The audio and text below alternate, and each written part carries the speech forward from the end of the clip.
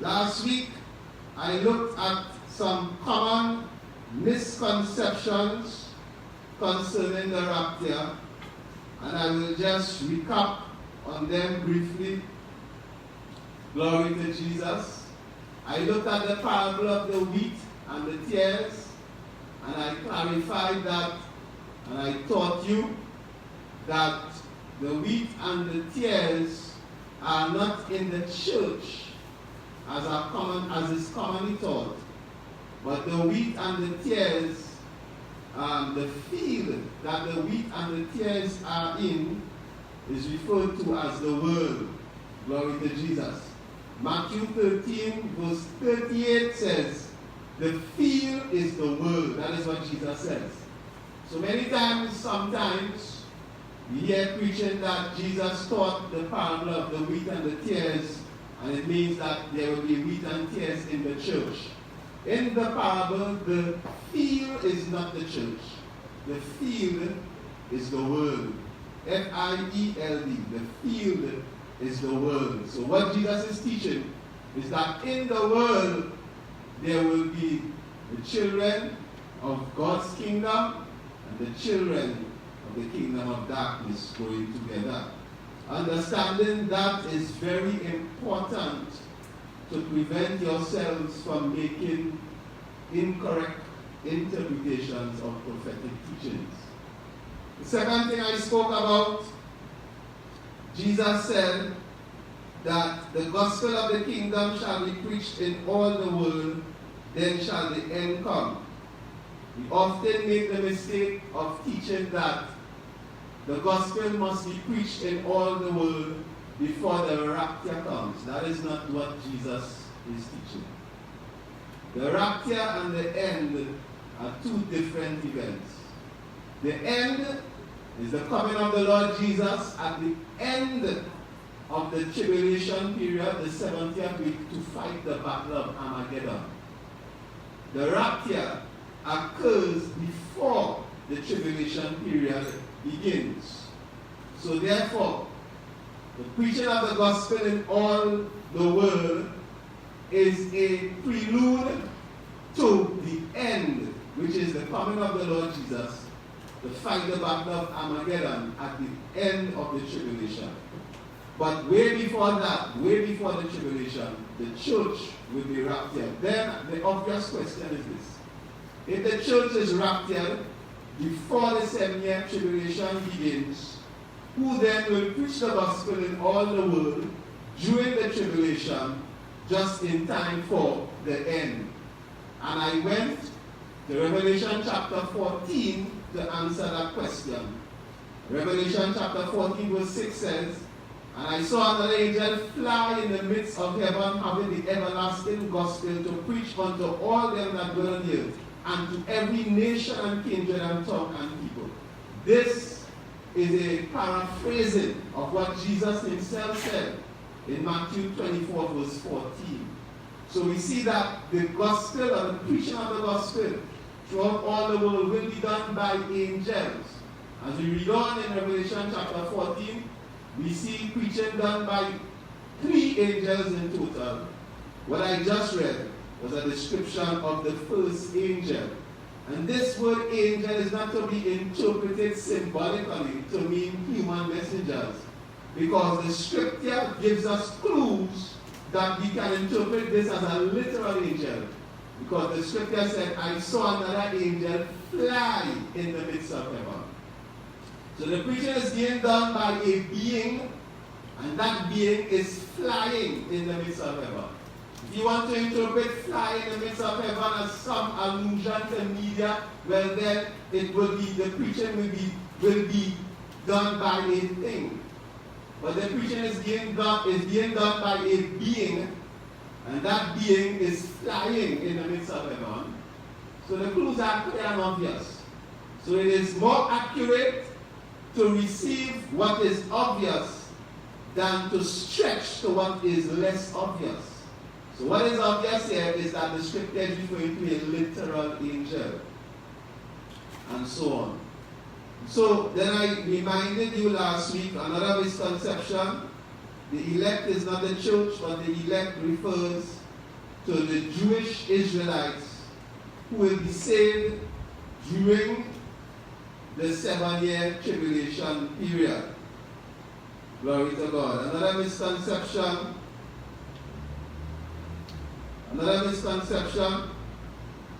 the last trump.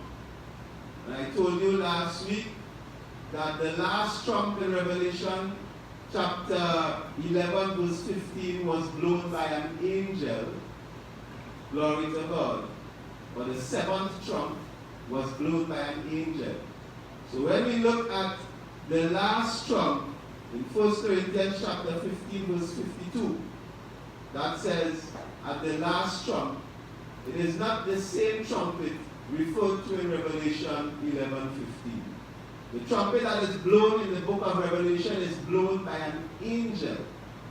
But the trumpet that will be blown at the coming of the Lord Jesus for the rapture will be blown by God. It is called the trump of God. So 1 Corinthians 15:52 says simply at the last trump.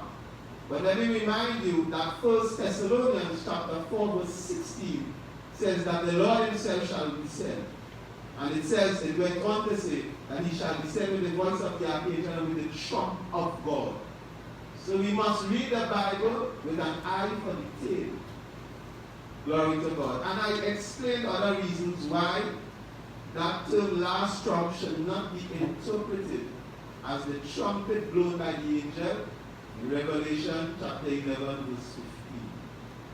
Also I spoke about the voice of the archangel.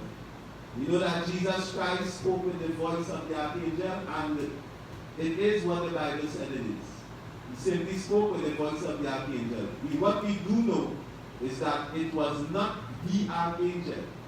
The Bible did not say an archangel spoke. The Bible said that Jesus spoke, but he shouted and he spoke with the voice of the archangel. Another popular misinterpretation is that the martyred persons of Revelation chapter 13 verse 15 represent the church. These persons in Revelation 13:15 who refuse the mark of the beast, they are not part of the church. The church would have already been raptured. These persons are persons who went through the tribulation and they repented of their sins and they turned to the Lord Jesus during the tribulation. And they refused to take the mark of the beast, and as a consequence, they were all beheaded. All of them were beheaded. And I even introduced a little reasoning, a little rationale last week, when I reminded you that the Bible clearly says that the 144,000, which represents the Jewish Israelite remnant, they will be sealed during the tribulation. The Bible says in Revelation chapter 7, the angel shouted and said, "Hurt not the earth until we see the servants of God in their forehead." It means that those Israelites were sealed or protected from the trauma and from the judgment of the tribulation period. Now we have a predicament that if the beheaded souls in Revelation chapter 13 represents the church, it means that God will be a bit imbalanced in his method of judgment and reward. So here we have a situation where for all the period during the 69th and the 70th week, the church will have been faithful to Jesus. And during that entire same period, Israel would have been unfaithful or apostate, unbelieving on Jesus Christ. And lo and behold, we have a situation whereby during the tribulation, the church, after having been faithful for the entire duration of the period between the 69th and 70th week, they are rewarded with a beheading as they refuse to take the mark of the beast. Whilst unfaithful Israel, when they turn to Jesus during the tribulation, they are rewarded with a protection from God. This is not in keeping with God's integrity. And that's why the interpretation is wrong. Matter of fact, that's not the only reason why the interpretation is wrong. But I am just giving you a little insight out of human reasoning and good Bible common sense. I am saying to you that the church will have been rewarded with the rapture. That is the purpose of the rapture. And it is also done to fulfill Jesus' promise to us, as he promised in John chapter 14, verses 1 to 3. As he said, in my Father's house are many mansions. He said, I go to prepare a place. And he said he will come again to receive us unto himself, that where he is, there we will be also. This can only be fulfilled by the rapture. The rapture is when Jesus comes to transform those of us who are alive from mortal to immortal, to resurrect the bodies of those who have died before, and to catch all of us up together with him in the clouds, but not just in the cloud, but to continue an upward journey all the way to heaven, in order to fulfill John 14, 1 to 3, that we will join him in the Father's house, where he is currently preparing a mansion for us. This is the reward of the church. We are rewarded with that reunion with Jesus and that journey home into the Father's house, where we will enjoy the marriage supper of the Lamb. Unfaithful Israel will go through the tribulation, wherein they will turn to God and be saved. And then they will have those what we call tribulation saints, repentant Gentiles who repent during the tribulation. Unfortunately, they will lose their heads, but they will save their souls. And lastly, another misconception I mentioned last week is the misconception that the Holy Spirit will actually leave the earth. And some persons interpret 2 Thessalonians 2:7, which says, for the mystery of iniquity that already worked, only he who now let it will let until he be taken out of the way. Now we understand what the scripture says. It refers to the restrainer, and he will cease to restrain. It simply means that the Holy Ghost will remove his restraint, so that the wicked one, the man of sin, according to Paul in 2 Thessalonians, will be revealed. Removing his restraint is not the same as he taking his departure from the earth. The Holy Ghost is omnipresent because he is God. It means at no time his presence will not be on planet Earth. I understand people's intention when they explain this with the intent to explain that the church will have to depart the earth. But whatever your intentions are, make sure you give proper biblical explanations. Explanations that could withstand scrutiny, and to say that the Holy Ghost will leave the earth will be a poor teaching, a poor interpretation of the scripture. The Holy Ghost is omnipresent. He will not leave the earth. He will very well be present. But what the scripture clearly says is that he will no longer be restraining the Antichrist. Also, some persons refer to Revelation chapter 4, verse 1 as an illustration of the rapture, where John said that as he looked, he beheld the door was opened in heaven, and the first voice which he heard came as a trumpet talking to him, saying, come up hither. And John said, and it said, I will show thee things which must be hereafter. Verse 2, he said, and immediately I was in the spirit, and behold, a throne was set in heaven, etc. Some persons wrongfully interpret this as a reference to the rapture. It is not. Some pre-tribulation rapture teachers interpret this as a reference to the rapture. It is not. Another place where some pre-tribulation teachers interpret as a reference to the rapture is Revelation chapter 12, verse 5. Revelation 12:5 says, and she brought forth a man-child who was to rule all nations with a rod of iron, and her child was caught up unto God and to his throne. The verb caught up used in verse 5 of Revelation 12 is actually the verb hapazo. That is the same verb that is used in the book of 1 Thessalonians chapter 4 when Paul speaks about the rapture. And as the scripture says, the man-child of the woman was raptured, hapazo, caught up. This is a reference, however, to Jesus, who resurrected from the dead, and he was caught up or ascended into heaven. So in this chapter, the woman is a reference to Israel, and her man-child is a reference to Jesus. The woman does not represent the church in this chapter, nor does the man-child represent the church. The Bible clearly says in verse 5 that the man-child who was caught up would rule all nations with a rod of iron. That is Jesus Christ. And you need to understand that the church did not birth Jesus, but rather Israel was the channel that birthed Jesus, so to speak, for want of a better word. At least this is the illustration that the scripture is trying to reveal unto us. So therefore, the understanding that the woman is Israel and that Jesus is the man-child is in harmony with the method in which Jesus came into the earth as a Jew, born to a Jewish mother, and of course to God, the Father in heaven, and grew up as a Jew also. The other misinterpretation is taken from Revelation chapter 11.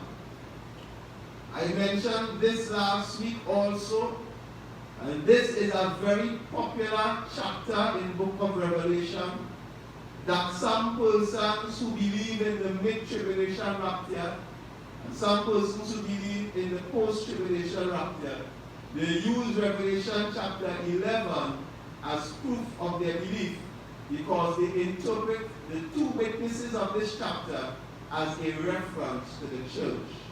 And they interpret the resurrection and the ascension of those witnesses as the rapture of the church. The Bible says in Revelation chapter 11 that there were two witnesses that preached on planet Earth during the time of the tribulation, and they preached for a total of 1,260 days. Let me read Revelation 11 verse 2. But the court which is without the temple leave out and measure it not, for it is given unto the Gentiles and the holy city. And the holy city, they shall they tread underfoot 40 and 2 months. Verse 3. And I will give power unto my two witnesses, and they shall prophesy 1,260 days, clothed in sackcloth. 60 is the equivalent of 60. 1,260 days is the same as 42 months, which is the equivalent of 3.5 years. This is the duration of these people's ministry. They will be preaching. The Bible says to their description in verse 4, these are the two olive trees and the two candlesticks standing before the God of the earth. Let me read that again. Revelation 11:4. These are the two olive trees and the two candlesticks standing before the God of the earth. The Bible goes on to say that they were killed by the beast that came out of the bottomless pit. The Bible said after they were killed by the beast, their bodies lay in the street for 3.5 days, and all the world saw them. The Bible said that the unbelievers and evil men of the world celebrated their death and even sent gifts one to the other, because that these two witnesses tormented them with their preaching. However, at the end of 3.5 days, the Bible said that the spirit of life entered into their dead bodies and they stood to their feet. And thereafter, the Bible says, let me find the verse, they stood to their feet. And the Bible says, and verse 12, Revelation 11:12, and they heard a great voice from heaven saying unto them, come up hither. And they ascended up to heaven in a cloud, and their enemies beheld them. It sounds a lot like the rapture, and you are almost tempted to believe it's a description of the rapture. The trouble with it is that this event is placed between the 6th trumpet and the 7th trumpet. So it means that if these two witnesses represent the church, and if this ascension is a representation of the rapture, it means that the church and the rapture will occur during the tribulation at least. Now, I am not saying that it cannot be the rapture and it cannot be the church because I believe in the pre-tribulation rapture of the church. Don't get me wrong. I am saying that it is not the church, nor is it the rapture, because these two witnesses in Revelation 11 are a direct illustration or a direct reference to the two witnesses or the two anointed ones spoken about in the book of Zechariah. Let me turn your attention to the book of Zechariah chapter 4. The Bible says in Zechariah chapter 4 that Zachariah saw a lampstand, he saw a candlestick, and he saw 2 olive trees on both sides of the candlestick. Now, before I go to Zechariah chapter 4, let me go back to Revelation chapter 2, and let me in all fairness read the verse of scripture that the persons usually use to prove that the 2 witnesses represent the church. The Bible says concerning these 2 witnesses, hallelujah.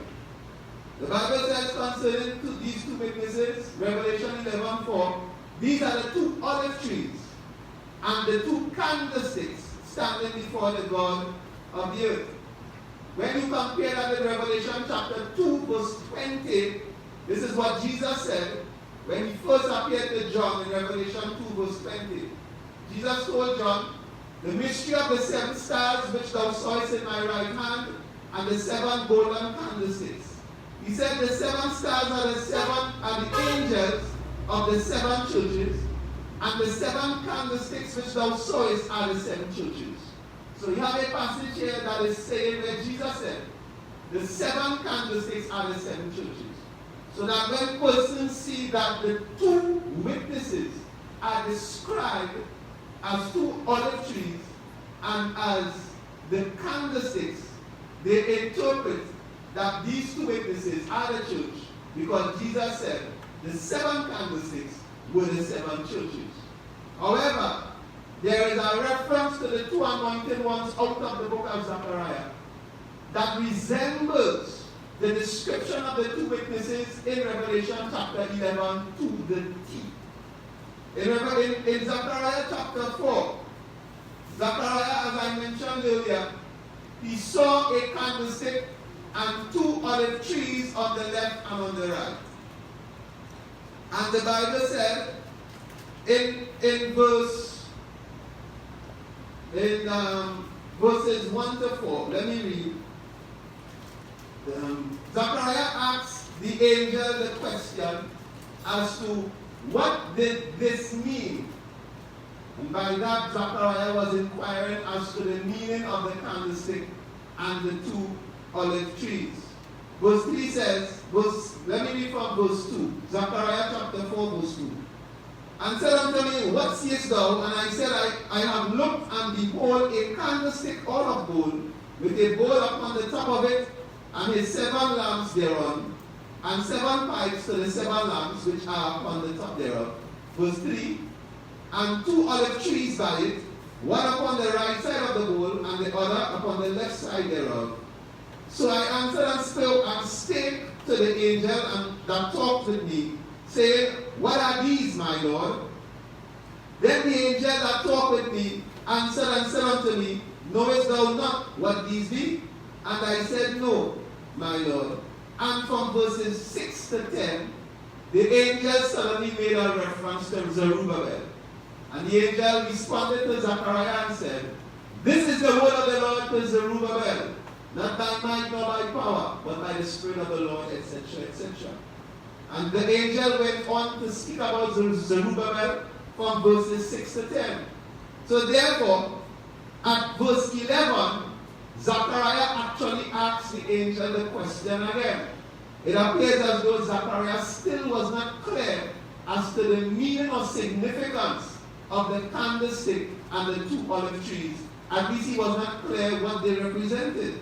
So in verse 11, Zechariah 4:11, Zechariah asked the angel, then said I, the verse said, and said unto him, what are these 2 olive trees upon the right side of the candlestick and upon the left side thereof?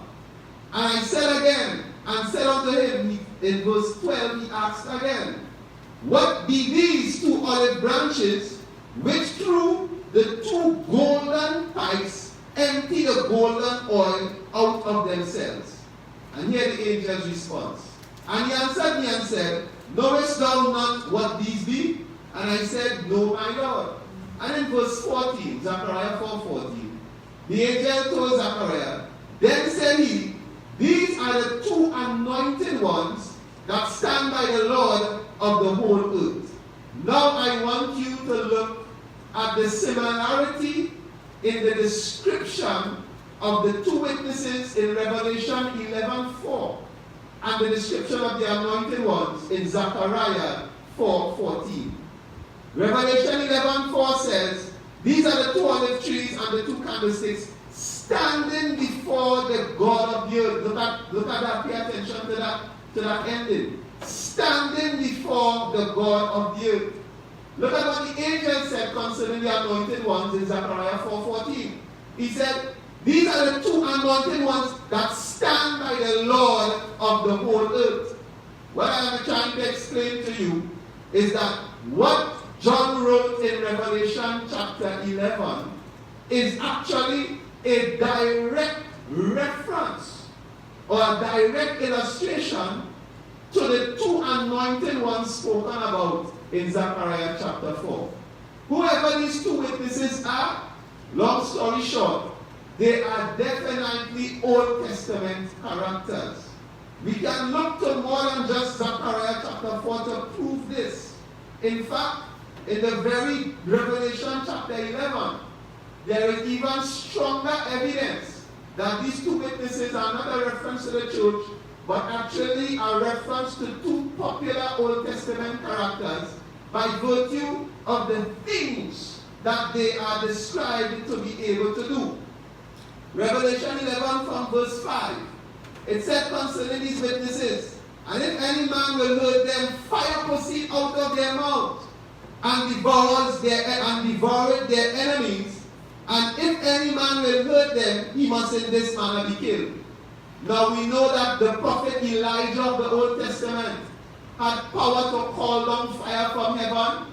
1 Kings chapter 18 verse 38. We see with the battle on Mount Carmel, God answered Elijah by fire. Glory to God. And we also saw again in 2 Kings chapter 1 verses 10 and 12, you will see Elijah actually calling down fire from heaven upon 50 men. Glory to God. 2 Kings chapter 1 verses 10 and 12, for those of you who are taking notes, you will see Elijah, as I mentioned, calling down fire from heaven. 2 Kings 1, 10 and 12. The Bible went on to say in Revelation chapter 11, verse 6, it says, these have power to shut heaven. Again, a reference to Elijah. The Bible says in 1 Kings chapter 17, Elijah told Ahab that he would not see rain for 3 years. And so said, so done. The rain stopped and a drought came. And then again, in that same book, not that same book actually, the following chapter 18, Elijah prayed again for the drought to end. It did end and rain fell. So Elijah had power to shut heaven, that it rained not in the days of their prophecy, and have power over waters to turn them to blood. Power to turn waters to blood, again, is another reference to Moses, the Old Testament character out of the book of Exodus, who led Israel out of bondage. And we know in the judgment of Egypt and Pharaoh that Moses turned the waters of Egypt to blood.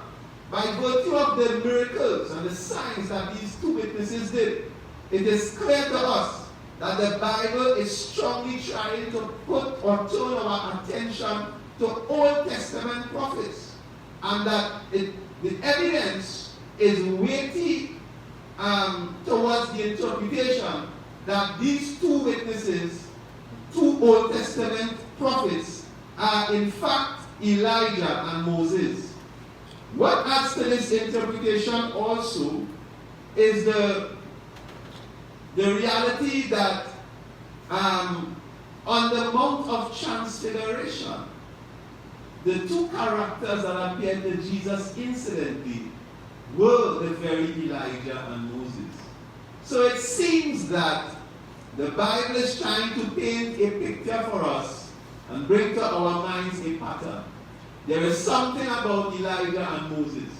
The fact that they appeared on the Mount of Transfiguration, and the fact that the miracles that they did, calling down fire from heaven, turning water to blood, are described in Revelation chapter 11, causes us to conclude that these two witnesses spoken of in this chapter a reference to Elijah and Moses. But if not, at least some Old Testament character or characters. Amen. Because John, as I said, took the illustration straight out of the book of Zechariah. Most Bible interpreters interpret the two anointed ones in the context of Zechariah to be a reference to Zerubbabel and Joshua, because Zechariah chapter 3 spoke about Joshua and chapter 4 about Zerubbabel. Regardless of who these characters are, what we are clear on is that the Bible seems to be turning our attention to an Old Testament interpretation. But these characters do not represent the church. It is interesting to note, however, that they will preach for 3.5 years during the tribulation. The church will have already been gone. At the end of their preaching, they will be killed by the beast that came out of the bottomless pit, spoken about in Revelation chapter 9. They will be left dead in the streets for 3.5 days, after which the spirit of life will enter into their bodies. They will be resurrected. They will stand on their feet, and then God will call them up to heaven, and they will ascend to heaven in the sight of their enemies.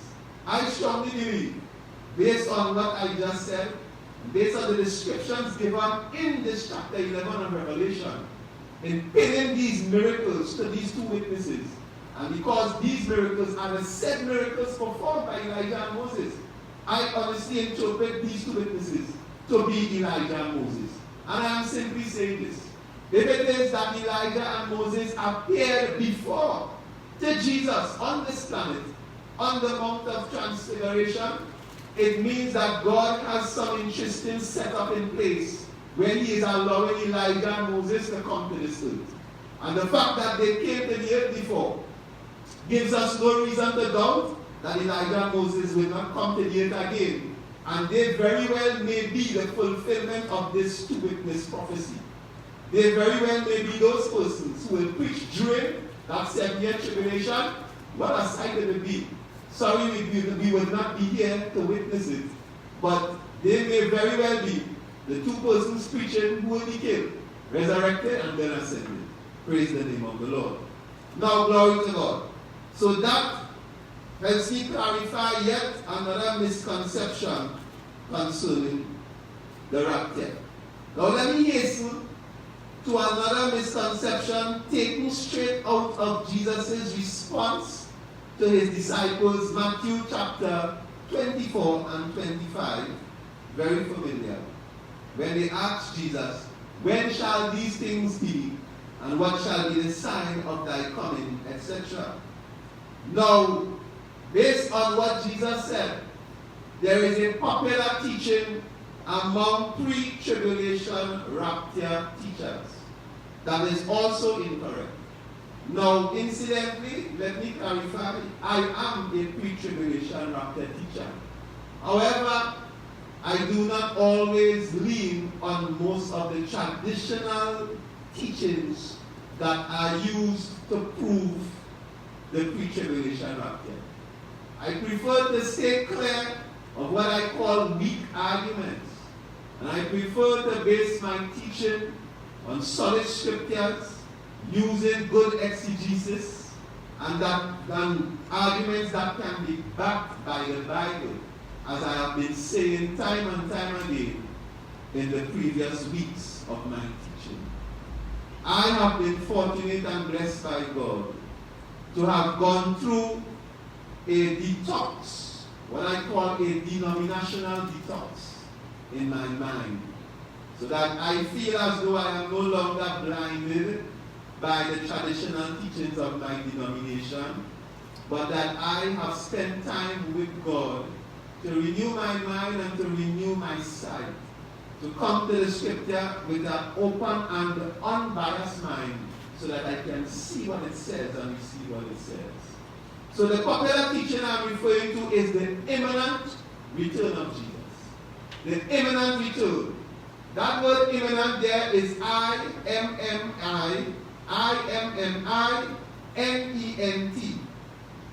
It means the soon return. Or the word imminent simply means close at hand or near at hand. The word imminent must not be confused with eminent, which is E-M-I-N-E-N-T. The word imminent, it means lofty. It means raised above in character. It means superior than, etc. Glory to God. So sometimes you refer to a king as your eminence. You are talking about someone who is standing above others in character, in accomplishment, in pomp, etc. Nevertheless, what people sometimes teach is the imminent, I-M-M-I-N-E-N-T, return of the Lord Jesus Christ.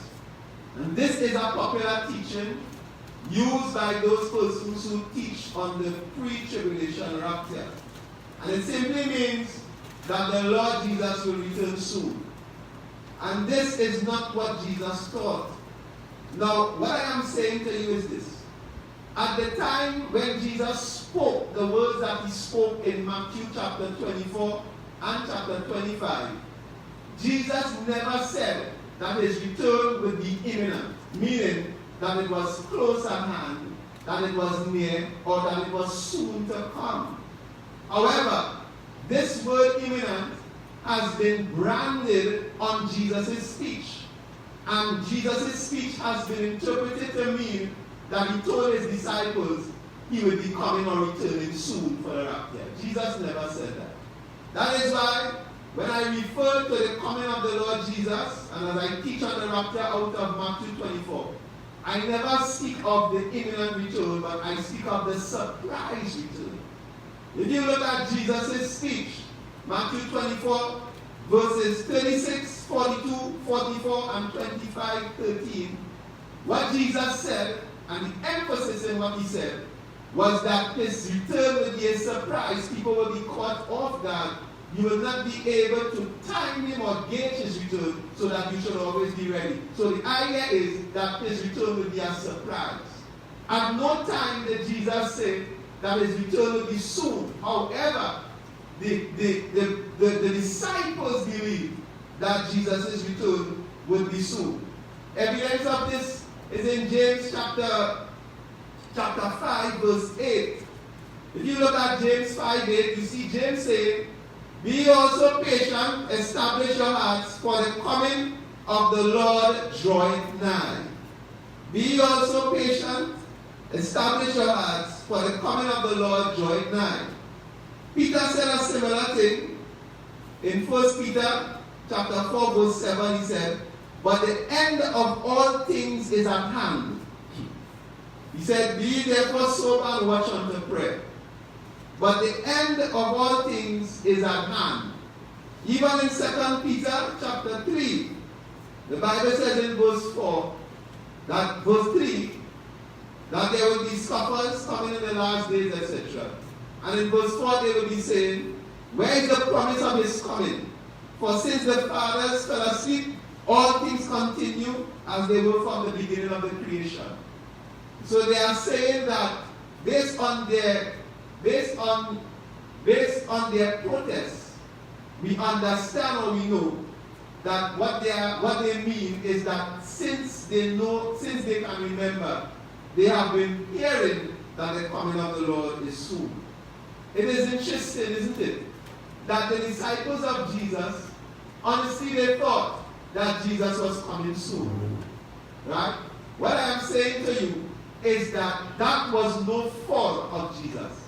Because when you look at Jesus' teaching, Jesus never said he would come soon. He never taught imminence concerning the rapture. In fact, Jesus gave clues to the complete opposite. And I will prove it. Jesus actually dropped certain clues as he spoke to his disciples. In Matthew chapter 24 and 25, he actually gave them clues that when he left, he will be staying a long time. But before I go to those clues, to answer the question, why did the disciples believe that Jesus would be coming soon? Because again, of something Jesus said which they misunderstood. When you look at the book of John chapter 21, here what it says, John chapter 21, from verse 20. This is the reason, the main reason, why the disciples believed that Jesus was coming soon. In fact, the disciples believed Jesus was coming in their lifetime. And here is why. In John chapter 21, verse 20, then Peter turning about said the disciple whom Jesus loved following, which also leaned on his breast at supper, and said, Lord, which is he that betrayed thee? Verse 21. Peter seeing him, saying to Jesus, now this disciple whom Jesus loved, and who leaned on Jesus' breast, is in fact John. Verse 21. Peter seeing John, said to Jesus, Lord, and what shall this man do? Verse 22. Jesus said unto him, if I will that he tarry till I come, what is that to thee? Follow thou me. Note what Jesus said. If I will that he tarry till I come. When they heard that, when Peter and the disciples heard that, immediately they believed or interpreted Jesus' speech to mean that John would tarry or live until Jesus returned.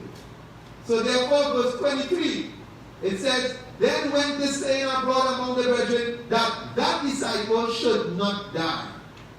Yet Jesus said not unto him, he shall not die, but if I will that he tarry till I come, what is that to thee? So what Jesus did is that Jesus hinted to the disciples that John will not die until Jesus returned. This is what Jesus did. Now, were they wrong in interpreting that John will not die until Jesus returned? No, they were not wrong. Because actually, that is what Jesus said. So therefore, they went on to believe that Jesus will return in their own lifetime. And they gauged the return of Jesus to the agent of John the Apostle. It is also very interesting to note, actually, that of all Jesus' disciples, John lived the longest. So then what happened is that John continued to get older and older and older and older, while the disciples one by one were dying and being martyred. Peter died, James died, Philip died, Paul died, and the disciples and the apostles, one by one, they died. And as they went on, John continued to live, so much so that by the time we begin to read 1st, 2nd, and 3rd John, you will see John simply referring to himself as the elder. And you will see John describing himself in a with seniority, because he was not only senior in the spiritual sense, but he was an aged man. As I said, John died last of all Jesus' disciples. But the question is this: did Jesus tell a lie when he said that John would not die until he returned? Because obviously John has died and Jesus is not yet returned. But then what they did not understand is that Jesus was actually referring to his encounter and revelation of himself to John on the Isle of Patmos. The Bible says concerning the Isle of Patmos, Revelation chapter 1, John said that he was in the isle. Let me read it. John said, let me read. He said, I, John, who also am your brother and companion in tribulation and in the kingdom and patience of Jesus. He said, I was in the isle that is called Patmos for the word of God and for the testimony of Jesus Christ. He was banished to Patmos because tradition has it. It's not recorded in the scriptures, but as I say, let me clarify. Tradition has it that John was thrown in a pot of oil to be killed, and when taken out, the man was still alive. So much so that the emperor, believing that there was no success in trying to kill John, he decided to banish John to an island by himself. So then John arrived on the Isle of Patmos, where he was banished by an evil Roman emperor. And the Bible said, whilst there, verse 10, John said, I was in the Spirit on the Lord's day and heard behind me a great voice as of a trumpet, saying, I am Alpha and Omega, the first and the last, etc. What happened there and then is that Jesus Christ appeared and revealed himself to John, as you all know, as you read on in Revelation chapter 1. So actually, Jesus spoke the truth. Jesus told Peter, what is it to you that this man will tarry till I come again? Jesus knew what he was speaking of. He knew that he would meet and encounter John on the Isle of Patmos. The disciples, however, thought that John would live, or would not die rather, until Jesus returned at the rapture to take his church home.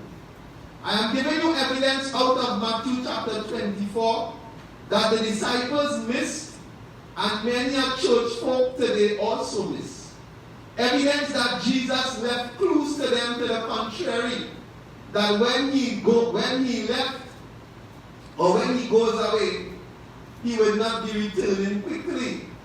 After Jesus answered the disciples' question about his return, he went on to give 3 parables. The first parable, in Matthew chapter 24, he spoke about the unfaithful servant.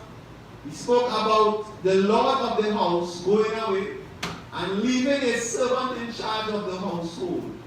The second parable, Jesus, in Matthew chapter 25, Jesus spoke about the 10 virgins. He spoke about 5 who were wise and 5 who were foolish, and about the bridegroom who went away, and whilst the virgins waited for him to return. In the third parable, the parable about the 3 men that received talents from their Lord. Again, Jesus said that the Lord of these 3 men went away into a far country. And before he left, he gave each of them talents. He gave one talent, the other 2, and another 5 talents. In each of these parables, there is a consistent parallel. What we have in all 3 parables are a Lord and his subjects. In each of these parables, Jesus is actually making reference to himself, and his subjects represent the church. And the intention of Jesus is to teach us a lesson about preparedness for his return. So in all 3 parables, you have a scenario where a Lord is departing or leaving his subjects, but he is giving them an hope or expectation that he will return. And he is putting them in readiness for his return. Because when he returns, he is coming to give an assessment of them. So we know that the Lord who is departed, or the departing Lord in all 3 parables, or in the case of the second parable, the departed bridegroom, is a representation of Jesus. Now look at what Jesus said in the first parable.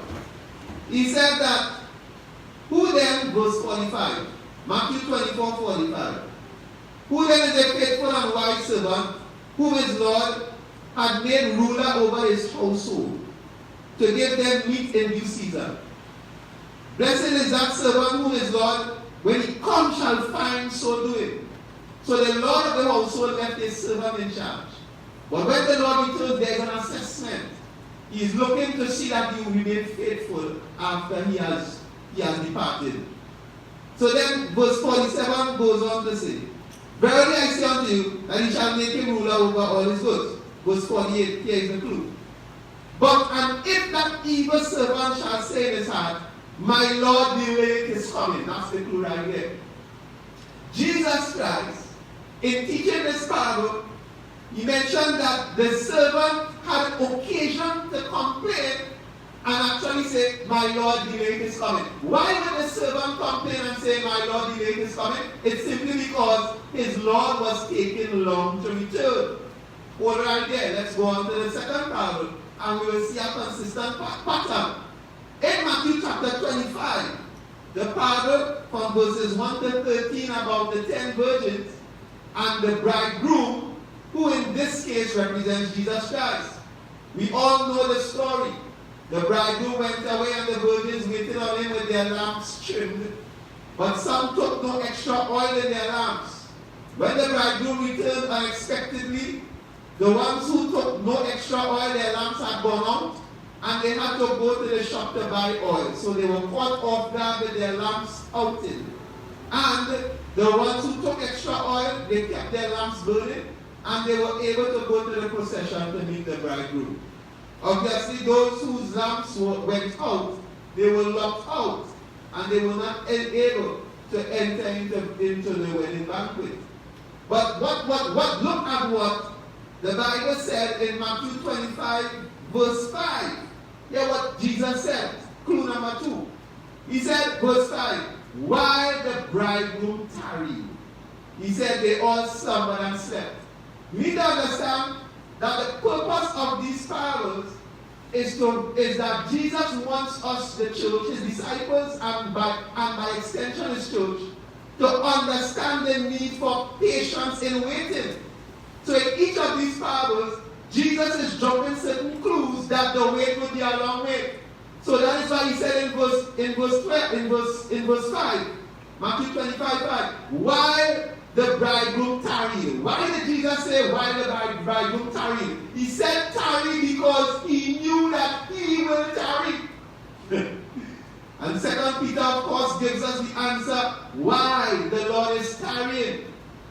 The Lord is tarrying because he is merciful, not wanting any to perish, but all men to come to repentance. And Peter explained that clearly in 2 Peter. As he went on to say to God, 1,000 years is one day as 1,000 years. But God is not slack concerning his promises, as some men count slackness, but is faithful towards us, not wanting any to perish, but that all men come to repentance. So God is tarrying so that more persons could repent.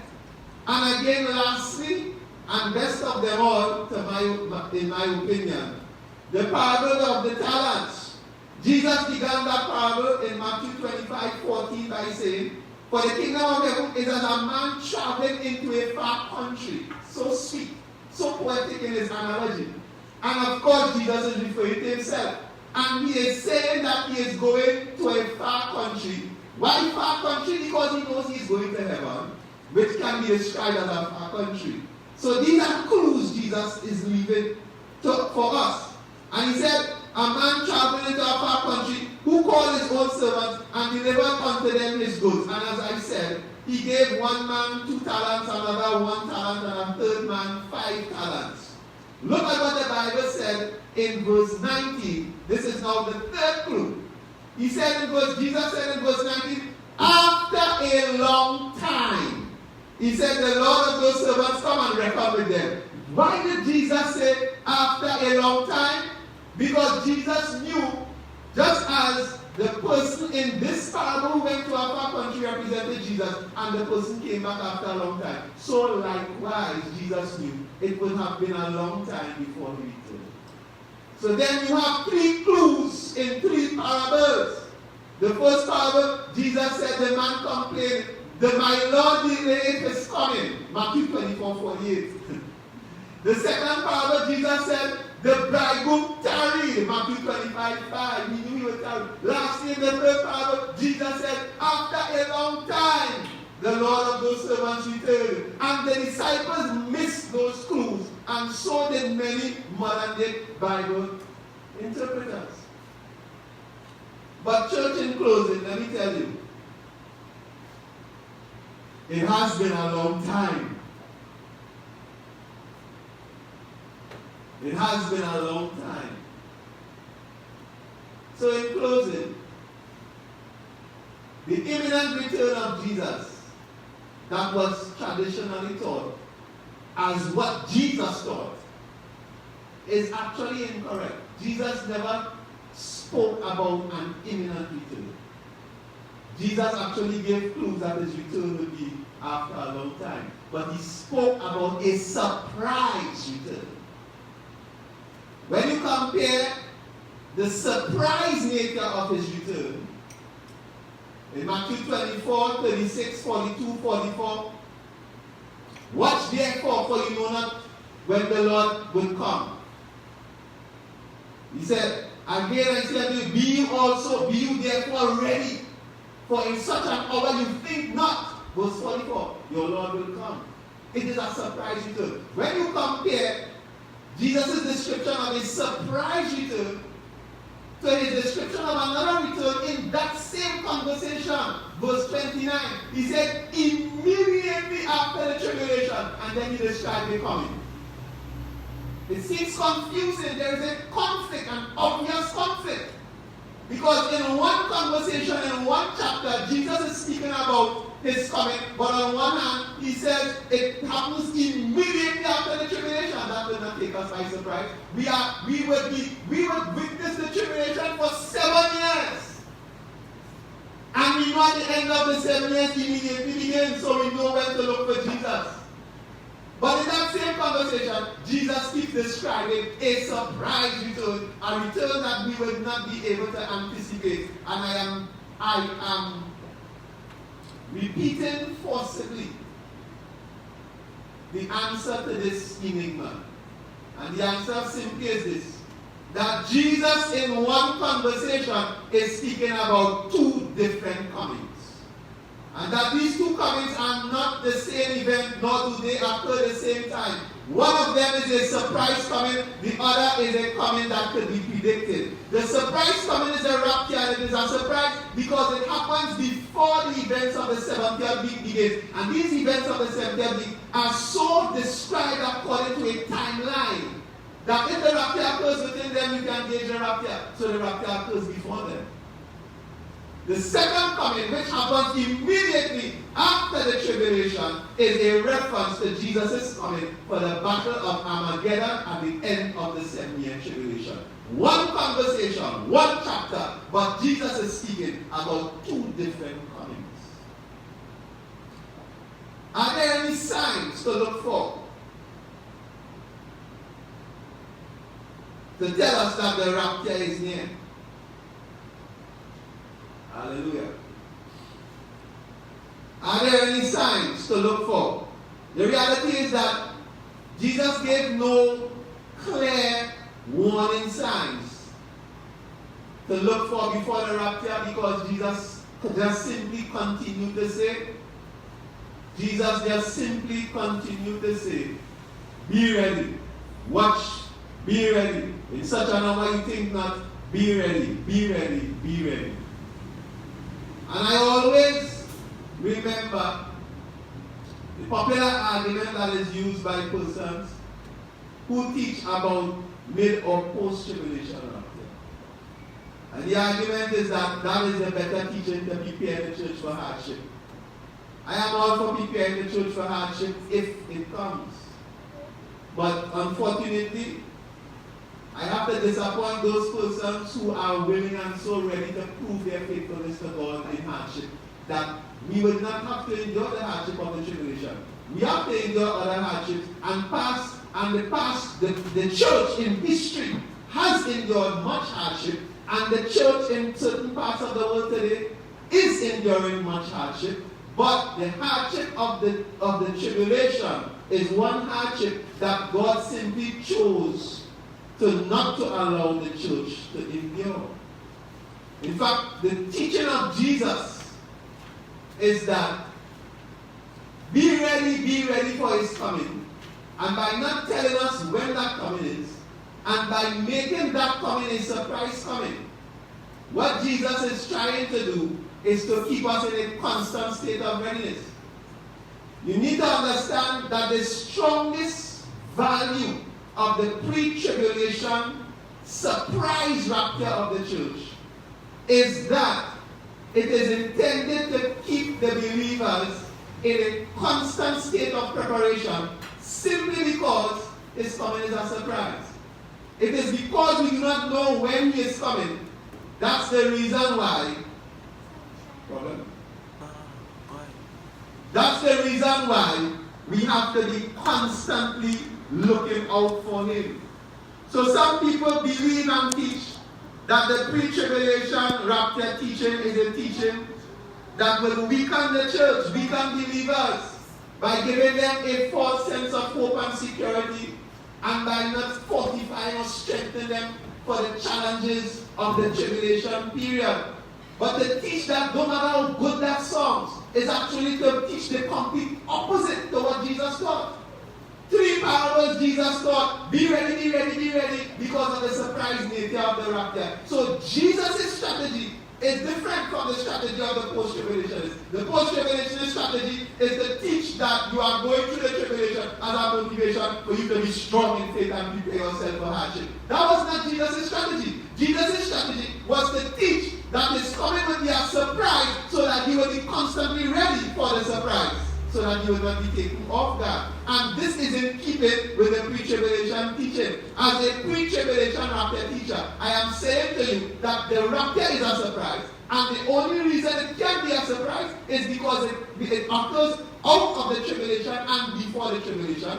If it occurs mid-tribulation, it will not be a surprise. You can time it after 3.5 years. If it occurs post-tribulation, it will not be a surprise. You can time it after 7 years. The only way it can be a surprise is if it occurs pre-tribulation. And yes, it is a surprise. And the value of that surprise, according to Jesus, in accordance to the strategy of Jesus, is to keep you in a state of constant readiness. I am imploring you, as I mentioned concerning Jesus taking long to return, I am saying, yes, it has been a long time. The early church, the early disciples, apostles, wrongly thought Jesus would return in their lifetime. But we today, so many years after Jesus has ascended, after such a long time, and based on the signs we are seeing, we have all right, we are well justified to believe that the coming of the Lord Jesus could happen in our lifetime. And in accordance to Jesus' strategy, I am saying to you, because the rapture is going to be a surprise, you need to prepare yourself for that event now. And you need to stay in constant readiness, because you do not know what day or time Jesus Christ will come for that surprise catching away. I motivate all of you who are becoming despondent, distracted, sluggish, discouraged in your walk with Jesus Christ, and becoming distracted and frustrated with all these COVID-19 goings and comings up and downs. I am saying to you, stay focused and do not fall prey to Satan's strategy to distract you in this season of uncertainty, but stay focused in Christ and stay fast and hold fast to your salvation. I am saying to you, now is not a time to draw away from Jesus Christ, but rather the opposite. Now more than ever, as we are seeing so many potential signs of Bible prophetic fulfillment, now more than ever, we ought to stay faithful, because this is what Jesus admonished. Be you also ready, for in such an hour you think not, your Lord hath come. And that hour seems to be very near. This is my study tonight. Glory to the Lord Jesus Christ. I have mentioned many signs and many signs that are being fulfilled today in my previous teachings, and in my subsequent teachings tonight, I will look at those signs again. But they are all around us. So, this is Pastor Adam Jason Scott saying to you, precious saints of Calvary Pentecostal Church and all visitors on this Facebook Live, men of like precious faith in Jesus Christ. There is nothing more precious to us which we own than our faith in Christ.